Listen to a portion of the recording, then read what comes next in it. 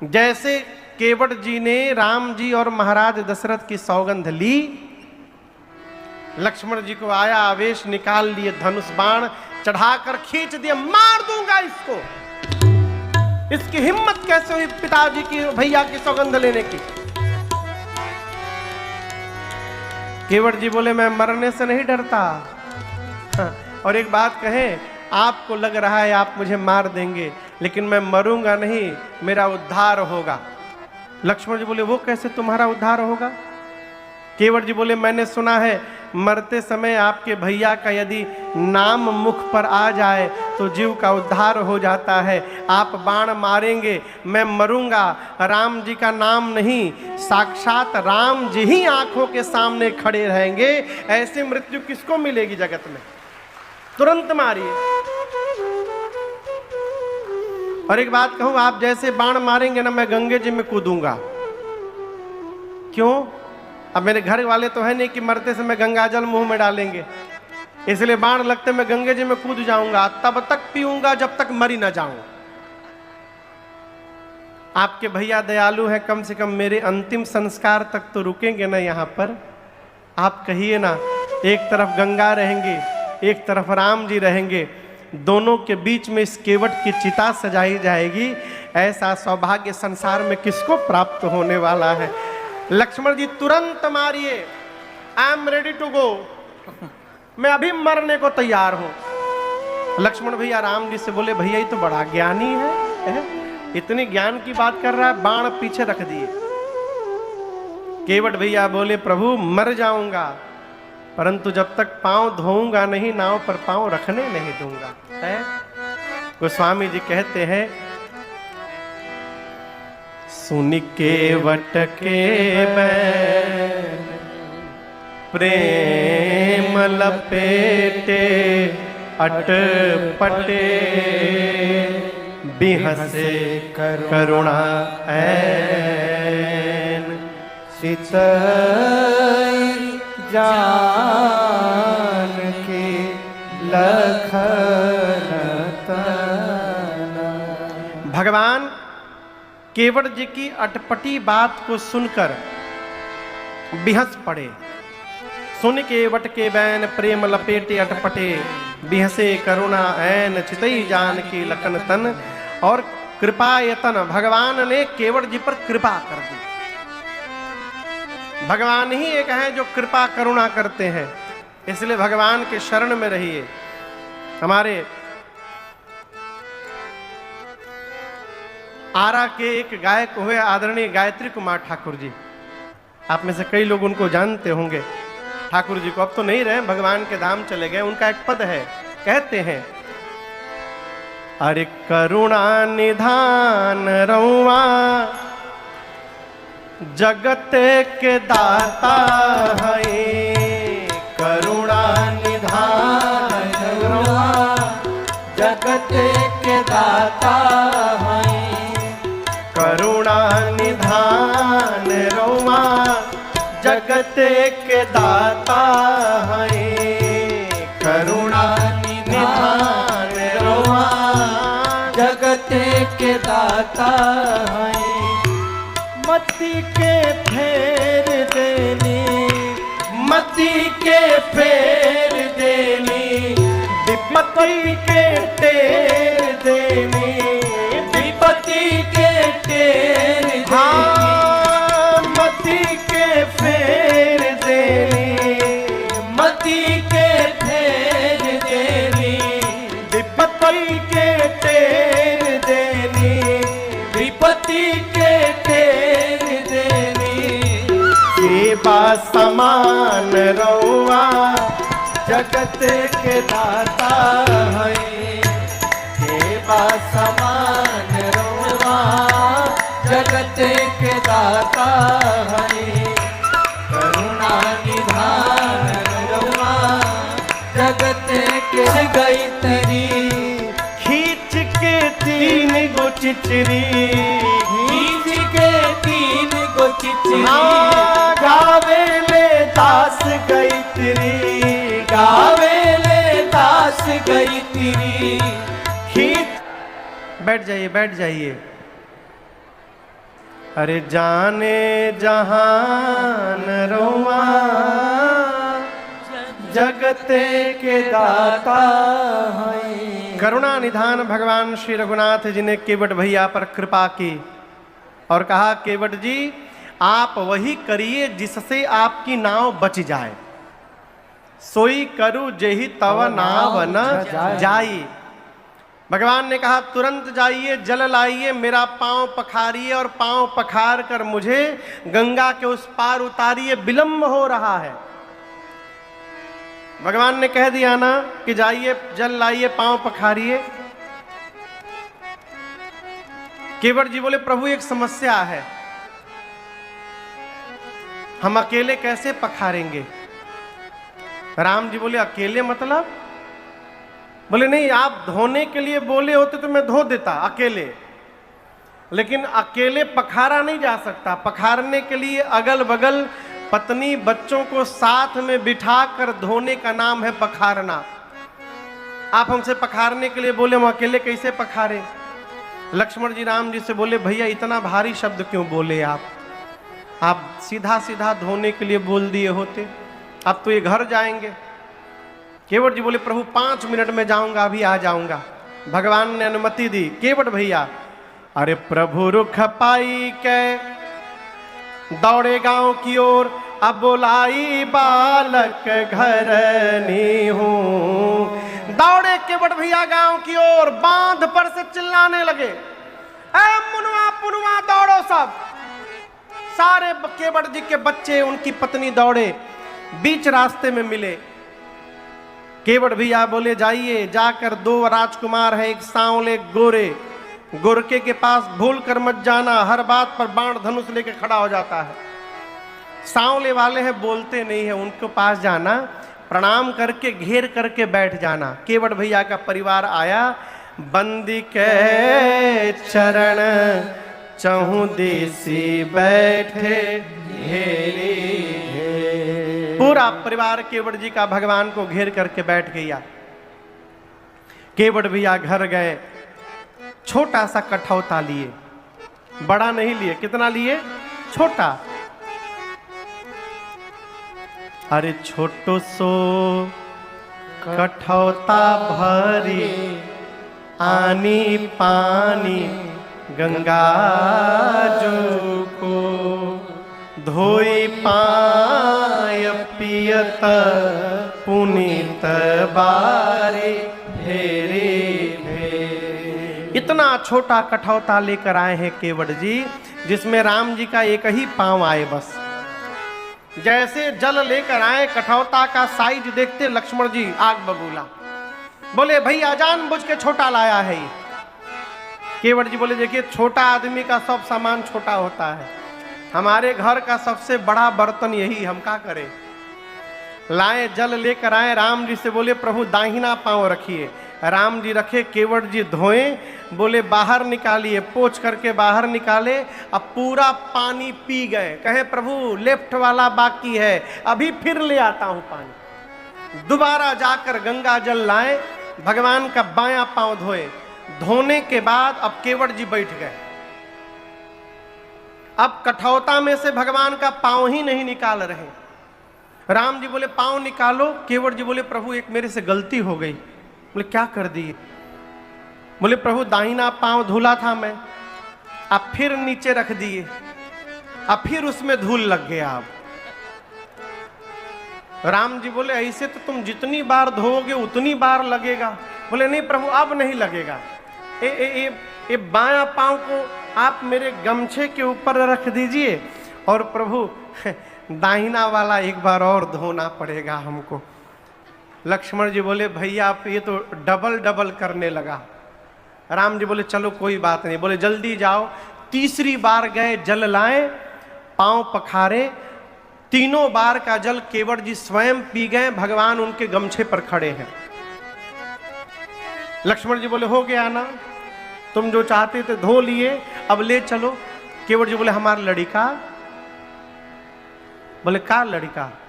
बोले ए राम जी हैं, हम जब पी रहे थे ना तो हमारा जो छोटका चुनुआ है ना, छोटका, ये हम पी रहे थे तो ये ऐसे मुंह खोल के बैठा था ये। राम जी बोले कहना क्या चाहते हो? प्रभु एक बार और धुलवा लीजिएगा ना तो थोड़ा थोड़ा परिवार को भी प्रसाद मिल जाएगा आपका, एक बार प्रभु, अंतिम बार। भगवान बोले ठीक है जाओ। चौथी बार गए, जल लाए, धोए और भगवान के सामने अपने बच्चों के मुख में चरणामृत डाल करके केवट जी ने अपने पूरे परिवार का उद्धार कर दिया, सबको चरणामृत पिला दिया। अंत में थोड़ा सा जल बच गया था चरणामृत का। केवट जी उठाए कठौता अपने पीने के लिए, लक्ष्मण जी हाथ पकड़ लिए, बोले रुको पहले तुम याद करो तुम्हारे घर का कोई छूट तो नहीं गया है, पहले तुम याद करो ठीक से। केवट जी बोले सब परिवार तो यहीं बैठा, नहीं नहीं रिश्तेदारी में हितई में कोई हो, यहाँ आया हो, कोई नहीं, तो अब तुम पी जाओ। केवट जी पी गए। केवट लक्ष्मण जी बोले अब हो गया ना, तुम पी लिए, घर वाले पी लिए, पांव धुल गया, अब लेके चलो। केवट जी बोले गांव वाले?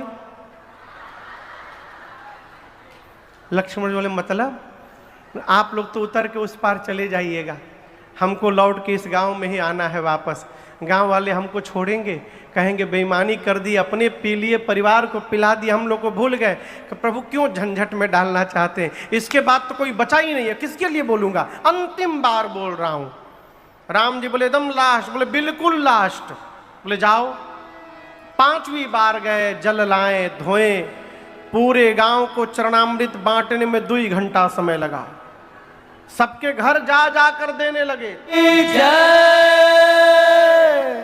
अपने पार हुए, पद पखारी जलपान करे, आप सहित परिवार,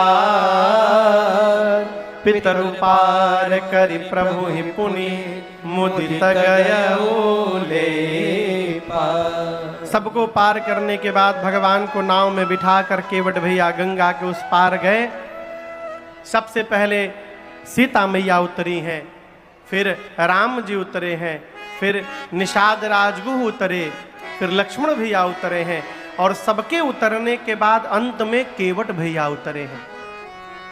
और गोस्वामी जी कहते हैं केवट उतरे दंडवत कीन्हा, प्रभु ही सकुच ए नहीं कछु दीन्हा। केवट भैया उतरने के बाद श्री राम जी को दंडवत करते हैं। आप कथा सुन रहे हैं, लगभग 4-5 घंटे बीत गए हैं केवट जी के पास राम जी को आए हुए, लेकिन आप याद करिए केवट जी ने अब तक राम जी को प्रणाम नहीं किया, ऐसे भी नहीं किया, हाथ भी नहीं जोड़ा। लेकिन जब गंगा पार कर लिए, राम जी उतरे, तो केवट जी नाव को बांध कर उतरे, और उतरने के बाद सबसे पहला काम केवट जी ने भगवान को दंडवत कर लिया है। पहले क्यों नहीं किया? केवट जी मन में सोचे यदि पहले प्रणाम कर लूंगा तो फिर जो राम जी बोलेंगे वो करना पड़ेगा, नहीं मैं पहले अपने मन वाली करूंगा, अब मेरे मन वाली जब पूरी हो जाएगी तब उनको दंडवत करूंगा। अपने मन वाली किए और उसके बाद केवट भैया दंडवत किए। लेकिन आज राम जी ने केवट भैया को उठाया नहीं है। ये भगवान का स्वभाव नहीं है। भगवान के सामने यदि कोई गिर जाए तो भगवान उसको तुरंत उठा लेते हैं, लेकिन आज राम जी ने उठाया नहीं। भगवान और जीव में इतना ही अंतर है, हम अपने सामने किसी को खड़ा बर्दाश्त नहीं कर पाते, अब भगवान अपने सामने किसी को गिरा बर्दाश्त नहीं कर पाते। ये इतना सूक्ष्म अंतर है। इसीलिए भगवान के सामने गिरना है तो भगवान के सामने गिरिए। गिरा जा रहा हूं, उठा लो उठा लो, प्रभु अपने दर से अब तो न टालो, गिरा जा रहा हूँ, उठा लो, उठा लो प्रभु अपने दर से। खाली न जाता कोई दर से तुम्हारे, खाली न जाता कोई दर से तुम्हारे, द्वारे खड़ा हूँ नन्ही बाहें पसारे। कब से खड़ा हूँ दर पे बाहें पसारे, चरणों की सेवा में अब लगा लो, लगा लो, गिरा जा रहा हूँ, उठा लो, उठा लो प्रभु अपने दर से। आज श्री रघुनाथ जी ने केवट भैया को नहीं उठाया। क्यों नहीं उठाया? राम जी सोचते हैं कि केवट जी ने मना कर दिया है कि मैं कुछ नहीं लूंगा, लेकिन मैं तो श्रेष्ठ हूं ना। मेरा धर्म क्या यही कहता है कि केवट जी को बिना कुछ दिए भेज दूं आज? और यदि उठाऊंगा तो देना पड़ेगा। राम जी कहते हैं मेरे पास आज देने के लिए कुछ है ही नहीं, मैं उठाऊंगा तो दूंगा क्या? मारे संकोच के राम जी नहीं उठा रहे। और यहां दर्शन करिए, प्रभु के मन के भाव को मेरी मां जान गई।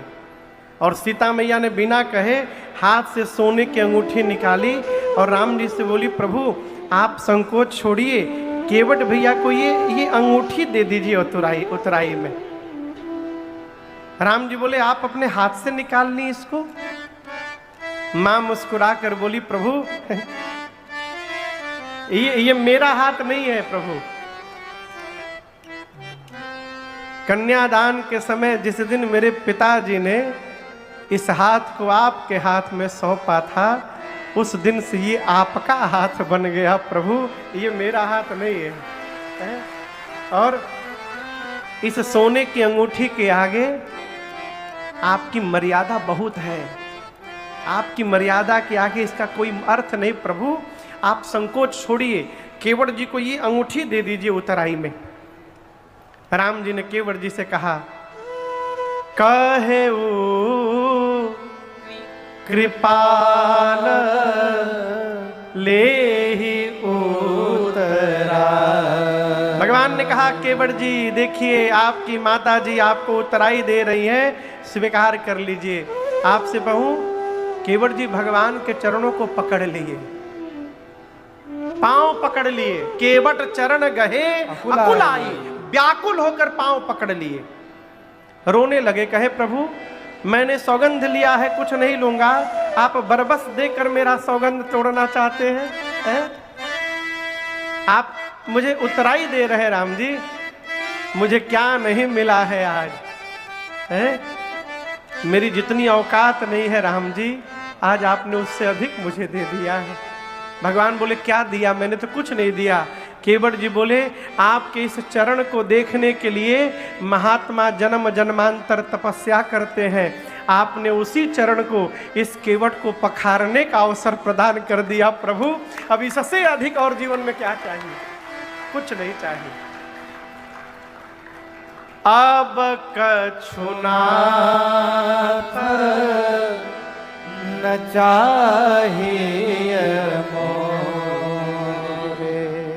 दीन दयाल अनुग्रह तो। केवट जी कहते, प्रभु मुझे कुछ नहीं चाहिए। कौन कह रहा है? कौन केवट जी? वो केवट जी जिनके घर में रात का भोजन नहीं है।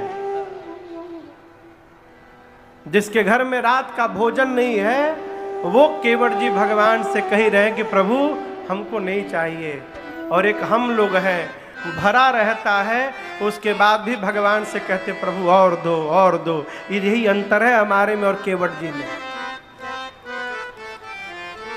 जीवन में यदि सुखी रहना चाहते हैं तो ये ना देखिएगा कि हमको क्या क्या नहीं मिला है, सुखी रहना चाहते हैं तो ये देखिए भगवान ने हमको क्या क्या दे दिया है, आपको कभी कष्ट नहीं होगा। क्या प्राप्त हो गया इसकी सूची बनाइए। कोरोना के बाद भी हम और आप यहाँ बैठ के कथा गा रहे हैं, ये भगवान की कृपा है। कई लोग चले गए, लाखों करोड़ों लोग, ये भगवान की कृपा है। केवट जी बोले प्रभु कुछ नहीं चाहिए, कुछ नहीं चाहिए। क्यों? बहुत दिया है। आप भी ना, आप लोग भी अपने घर के भगवान से कहिए, रोज कहिए जाकर, क्या मुझे तूने मालिक बहुत दे दिया है, इसलिए तेरा शुक्रिया है, तेरा शुक्रिया है। मुझे तूने मालिक बहुत दे दिया है, मुझे तूने मालिक बहुत दे दिया है, इसलिए तेरा शुक्रिया है, तेरा शुक्रिया है। गाइए, तेरा शुक्रिया है, तेरा शुक्रिया। क्या दिया है? ये जायदाद दी है, ये औलाद दी है, ये जायदाद दी है, ये औलाद दी है। मुसीबत में तुमने इमदाद की है, मुसीबत में तुमने इमदाद दी। प्रभु तेरा ही दिया मैंने खाया पिया है, तेरा ही दिया मैंने खाया पिया, इसलिए तेरा शुक्रिया है, तेरा शुक्रिया है, तेरा शुक्रिया है, तेरा शुक्रिया है।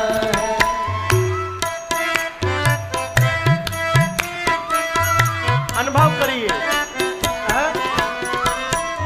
न मिलती अगर दी हुई दाद ते। वाल्मीकि जी से राम जी ने पूछा मैं कहाँ रहूं? वाल्मीकि जी ने कहा राम जी, जिसके कान कभी भी आपकी कथा सुन के तृप्त न हो, भरे नहीं, आप उसके हृदय में रहिए। जिसकी आंख आपको देखने के लिए हमेशा बेचैन रहे राम जी, आप उसके हृदय में अकेले नहीं, सीता जी लक्ष्मण जी के साथ जाके रहिए। जिसकी जिह्वा निरंतर आपके नाम का गुणगान करे, आप उसके हृदय में रहिए।